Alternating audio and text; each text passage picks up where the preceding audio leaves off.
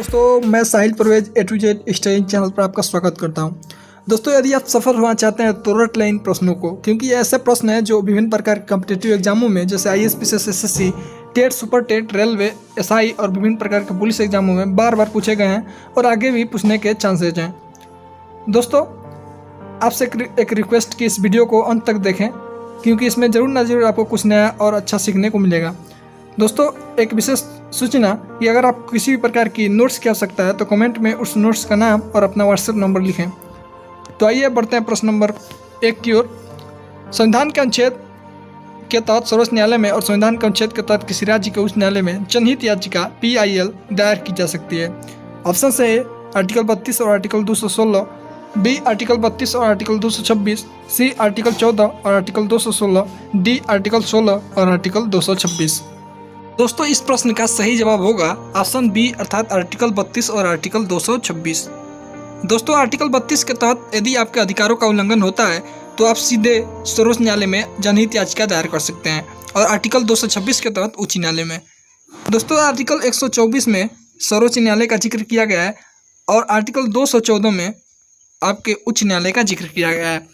तो आइए बढ़ते हैं प्रश्न नंबर 2 की ओर। लघु हिमालय और बाहरी हिमालय के बीच सपाट घाटियों को किन नामों से जाना जाता है? आपके ऑप्शन से ए मध्य पहाड़ी मैदान, बी लघु घाटी, सी दून और डी अरावली पठार।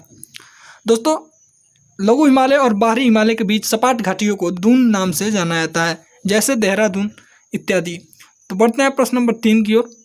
निम्न व्यक्तियों में से किसने 17 नवंबर 1932 को लंदन में आयोजित तीसरे गोलमेज सम्मेलन में मुस्लिमों के लिए भारत भूमि से विशेष रूप से अलग किए गए नए भूमि के हिस्से का नाम पाकिस्तान प्रस्तावित किया था? तो आपके ऑप्शन से ए मोहम्मद इकबाल, बी चौधरी रहमत अली, सी मोहम्मद अली जिन्ना और डी अबुल कलाम आज़ाद। तो दोस्तों, इस प्रश्न का सही जवाब होगा ऑप्शन बी अर्थात चौधरी रहमत अली, जिन्होंने सर्वप्रथम पाकिस्तान नाम को प्रस्तावित किया था। तो आइए बढ़ते हैं प्रश्न नंबर 4 की ओर। इससे पहले गोलमेज सम्मेलन की बात करें तो तीनों गोलमेज सम्मेलन में ही आपके बाबा भीमराव अंबेडकर ने भाग लिया था और गांधी जी ने दूसरे गोलमेज सम्मेलन में भाग लिया था। तो आइए बढ़ते हैं प्रश्न नंबर 4 की ओर। निम्नलिखित में से कौन सा संगठन इस नीति वचन में विश्वास करता है कि अंधेरों को कोसने की बजाय एक मोमबत्ती जला देना बेहतर है? बहुत ही इम्पोर्टेंट यह कोर्स है। तो आपके ऑप्शन से ए राष्ट्रीय मानवाधिकार आयोग, बी ग्रीन पीस, सी अंतर्राष्ट्रीय न्यायालय और डी एमनेस्टी इंटरनेशनल। तो दोस्तों, इस प्रश्न का सही जवाब होगा ऑप्शन डी अर्थात एमनेस्टी इंटरनेशनल।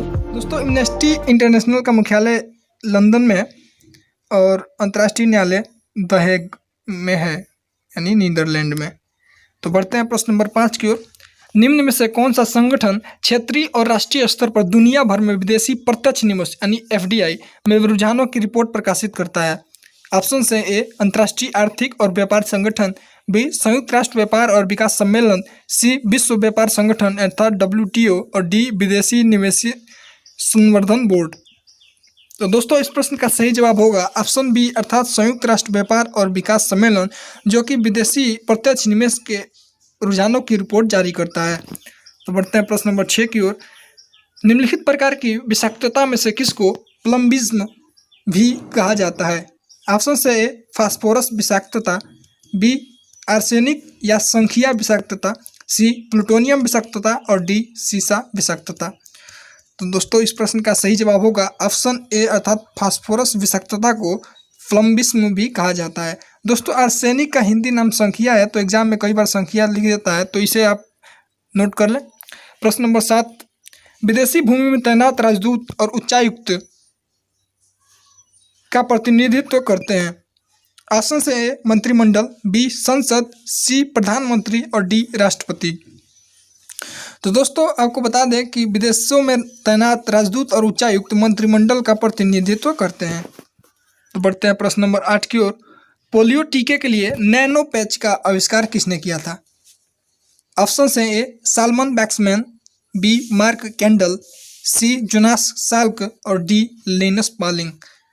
तो दोस्तों, इस प्रश्न का सही जवाब होगा ऑप्शन बी अर्थात मार्क कैंडल ने, जो कि पोलियो टीके के लिए नैनो पैच का आविष्कार किया था, जो कि पोलियो को टीके का खोज जॉन्स ई साल्क ने किया था। तो बढ़ते हैं प्रश्न नंबर 9 की ओर। कौन सा प्राधिकरण या प्राधिकारी भारत के उपराष्ट्रपति के चुनाव की प्रक्रिया का संचालन करता है? ऑप्शन से ए भारत का चुनाव आयोग, बी राष्ट्रपति या उनकी अनुपस्थिति में राज्यसभा के उपाध्यक्ष, सी सर्वोच्च न्यायालय या डी भारत के मुख्य न्यायाधीश। तो प्रश्न नंबर 9 का सही जवाब होगा ऑप्शन ए अर्थात भारत का चुनाव आयोग, जो कि भारत के उपराष्ट्रपति की चुनाव प्रक्रिया का संचालन करता है।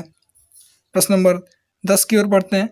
किस प्रकार का virus Word, Excel, PowerPoint और अन्य डेटा फाइलों को संक्रमित करता है? ऑप्शन से polymorphic virus, B stealth virus, C macro virus और डी बहुपक्षी या मल्टीपार्टाइट वायरस। तो प्रश्न नंबर 10 का सही जवाब होगा ऑप्शन सी अर्थात मैक्रो वायरस, जो है कंप्यूटर के software Word, Excel, PowerPoint इत्यादि डेटा फाइलों को संक्रमित करता है। तो बढ़ते हैं प्रश्न नंबर 11 की ओर। भारतीय निर्यात संगठनों के संघ या FIEO का मुख्यालय कहाँ स्थित है? ऑप्शन से ए निर्यात भवन नई दिल्ली, बी सेवा भवन नई दिल्ली, सी पर्यावरण भवन नई दिल्ली और डी राष्ट्रपति भवन नई दिल्ली। तो प्रश्न नंबर 11 का सही जवाब होगा ऑप्शन ए अर्थात निर्यात भवन नई दिल्ली।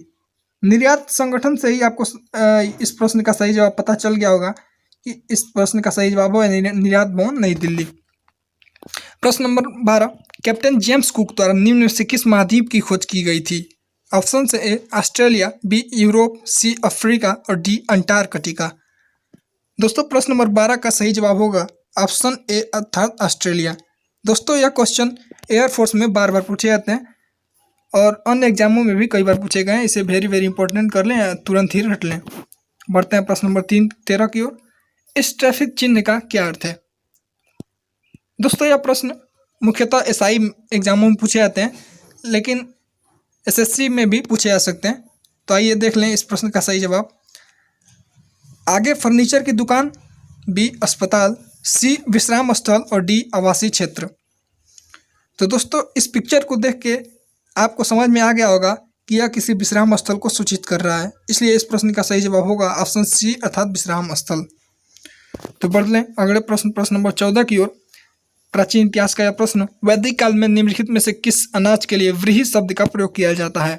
ऑप्शन से ए गेहूं, बी मक्का, सी जौ और डी चावल। तो प्रश्न नंबर 14 का सही जवाब होगा ऑप्शन डी अर्थात चावल।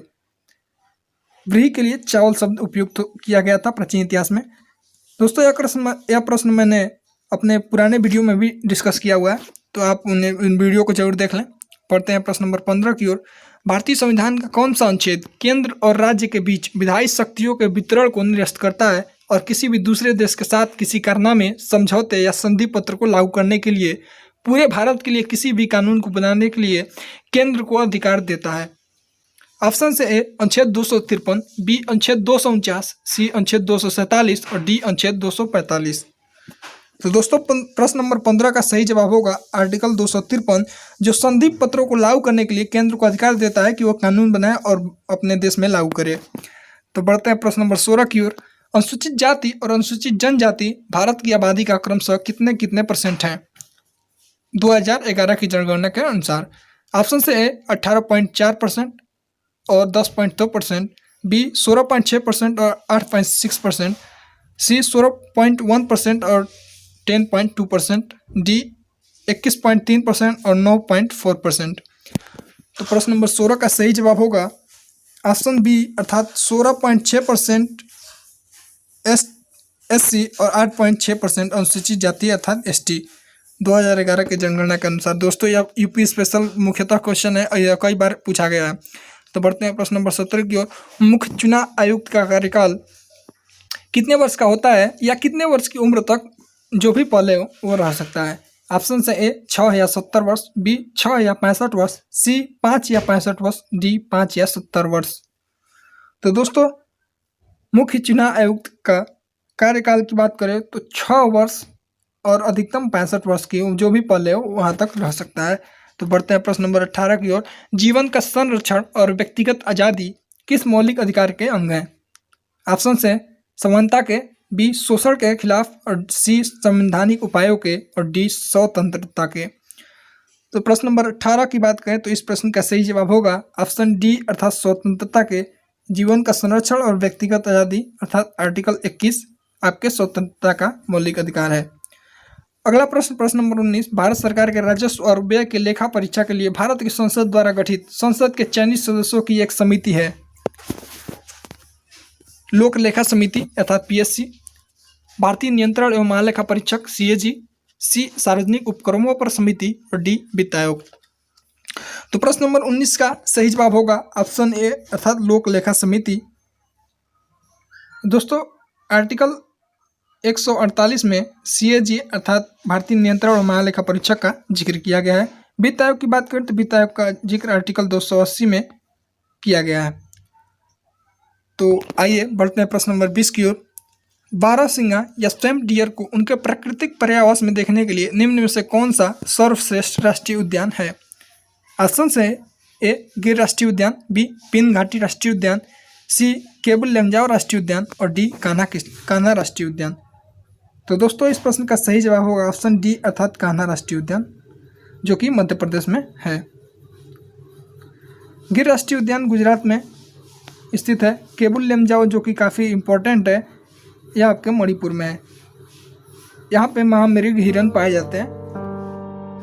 तो दोस्तों आज का यह टेस्ट सीरीज यहीं समाप्त होता है। अगर आपको वीडियो पसंद आई हो तो लाइक शेयर सब्सक्राइब करना बिल्कुल ना भूलें। तो थैंक्स फॉर वॉचिंग, मिलते हैं अगले वीडियो में।